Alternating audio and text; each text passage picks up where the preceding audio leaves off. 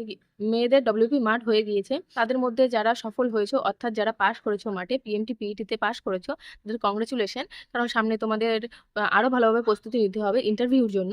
কারণ ইন্টারভিউর পরেই তোমাদের ড্রিম জব তোমাদের জন্য অপেক্ষা করছে। এবং যদি ড্রিম জব নাও হয় তোমাদের, কারণ সবার পুলিশের চাকরি পছন্দ নয়, তবুও বলবো একটা গভর্নমেন্ট জব অর্থাৎ সরকারি চাকরি তোমাদের জন্য অপেক্ষা করছে।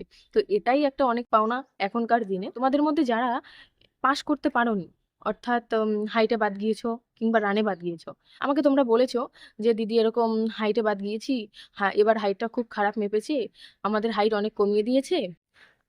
আমি জানি এরকমটা হয়। আমি তোমাদের আগেও ভিডিওতে বলেছি যে আমার হাইট 3-4 বার 3-4 রকম মাপা হয়েছে। আমি জানি ডব্লিউপি হাইট এবার খুব খারাপ মেপেছে, প্রত্যেকবার সমান মাপে না, এটা আমি তোমাদের আগেও বলেছি। আমি জানি না কারণটা কি, কি কারণে এমনটা হয়।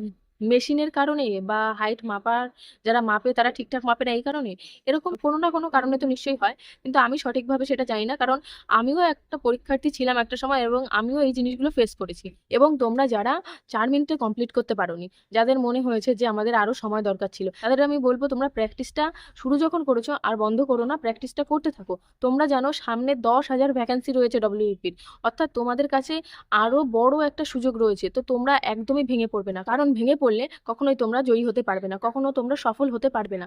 তাই ভেঙে পড়বে না। তোমরা চেষ্টা করো যে পরবর্তীকালের জন্য নিজেকে আরো ভালোভাবে তৈরি করতে। তো তোমরা সেটাই করো।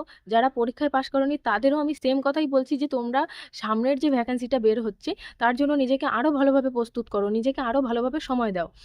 আমি তোমাদের বলি যে 90% ছেলে মেয়ে কখনো প্রথমবার পরীক্ষা দিয়েই চাকরি পায় না। তোমরা কষ্ট পেও না এবং ভেঙে পড়ো না যে আমরা পেলাম না বা আমরা পারলাম না। তোমরা চেষ্টা করে যাও, চেষ্টা করলে সবই সম্ভব। তাই তোমরা যদি চেষ্টা করো তাহলে সামনে তোমরা সফল হবেই। কারণ সামনে 10,000 ভ্যাকান্সি, তোমাদের কাছে আরো বড় সুযোগ। তাই তোমরা একদমই ভেঙে পড়বে না, এখন থেকেই প্রস্তুতি শুরু করো যেন তোমরা সামনের ভ্যাকান্সিতে সফল হতে পারো।